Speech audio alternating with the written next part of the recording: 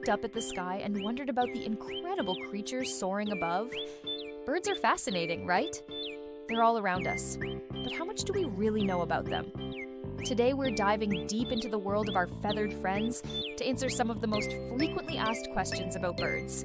So grab your binoculars and let's get started on this avian adventure.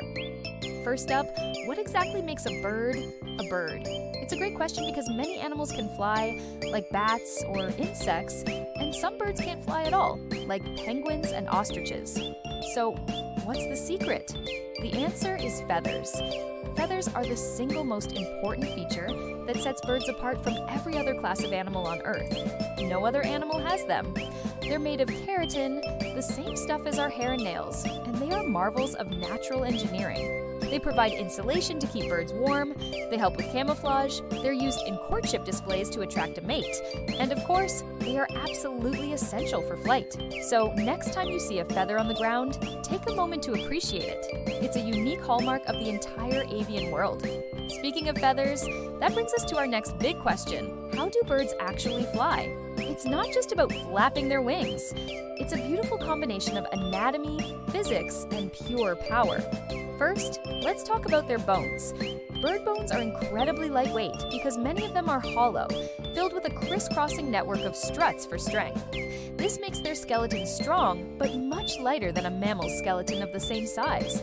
Then you have the wings. A bird's wing is shaped like an airfoil, similar to the wing of an airplane. It's curved on top and flatter on the bottom.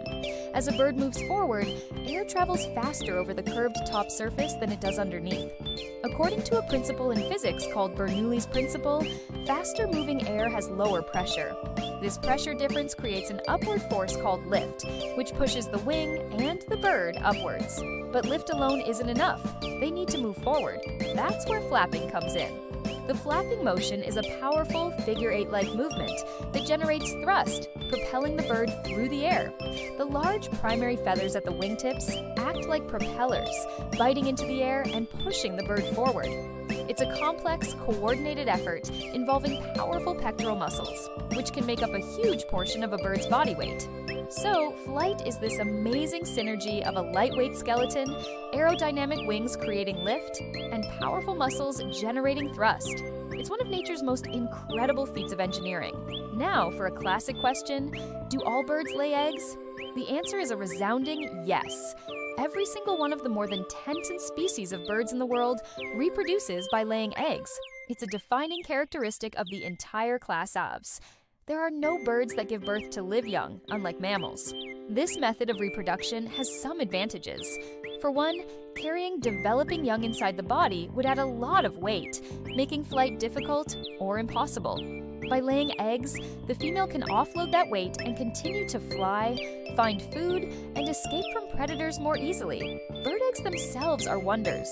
They come in an incredible variety of sizes, shapes, colors, and patterns, from the tiny jelly bean-sized eggs of the hummingbird to the gigantic cantaloupe-sized eggs of the ostrich. The hard shell protects the developing embryo inside, while still being porous enough to allow for the exchange of oxygen and carbon dioxide.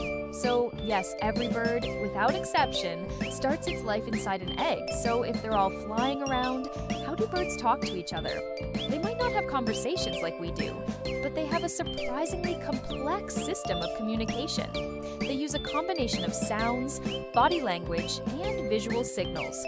The most obvious form of communication is their vocalizations. We call them calls and songs. Songs are typically more complex and are often used by males to attract mates and defend their territory. Think of the beautiful, elaborate melody of a canary or a nightingale.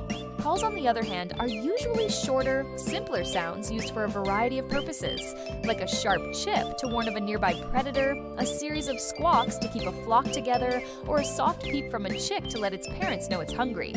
Birds produce these sounds using a special vocal organ called the syrinx, located at the base of their windpipe. It allows them to produce a wide range of complex sounds, and some can even produce 2 different notes at the same time. But it's not all about sound. Body language is also crucial. A bird might puff up its feathers to look bigger and more intimidating, or it might crouch down to show submission. They use their wings, tails, and crests to send signals. Think of a peacock fanning his spectacular tail tail to impress a female, or a northern cardinal raising and lowering the crest on his head. These visual displays are a huge part of their social lives, helping them find partners, establish dominance, and communicate their intentions without making a sound. It's a rich and nuanced language, and we're still learning all of its secrets. Finally, one of the greatest mysteries of the bird world. Why do some birds migrate? It's an epic journey that some species undertake twice a year, traveling thousands of miles. The primary reason for migration is food. Many birds that breed in temperate or Arctic regions during the summer rely on a seasonal abundance of insects, seeds, or fruit. As winter approaches, the days get shorter, the temperatures drop, and that food supply disappears. To survive, they must travel to warmer climates where food is still plentiful. The Arctic tern, for example, has the longest migration of any animal, flying from its Arctic breeding grounds all the way to the Antarctic and back again each year just to follow the summer and its constant supply of food. But how do they know when to go and where to go? It's an incredible navigation system that scientists are still working to fully understand. Birds seem to use a combination of cues. They are sensitive to the changing length of daylight, which triggers hormonal changes that tell them it's time to prepare for the journey. For navigation, they use the sun as a compass, correcting for its movement across the sky throughout the day. At night, they use the stars, particularly the constellations around the North Star. They can also sense the Earth's magnetic field, using it like an internal GPS. On top of all that, they use landmarks like coastlines, rivers, and mountain ranges. And they even learn routes from more experienced birds. It's a phenomenal, multi-sensory feat of navigation that guides them across continents with amazing precision. And there you have it. From their unique feathers to their incredible migratory journeys, birds are truly remarkable. They are a constant source of wonder and a vital part of our planet's ecosystems. We've only scratched the surface today, but hopefully you've learned something new about our amazing avian neighbors. What other questions do you have about birds? Let me know in the comments below. If you enjoyed this video and want to learn more about the wonders of the natural world, please give it a thumbs up and subscribe to the channel.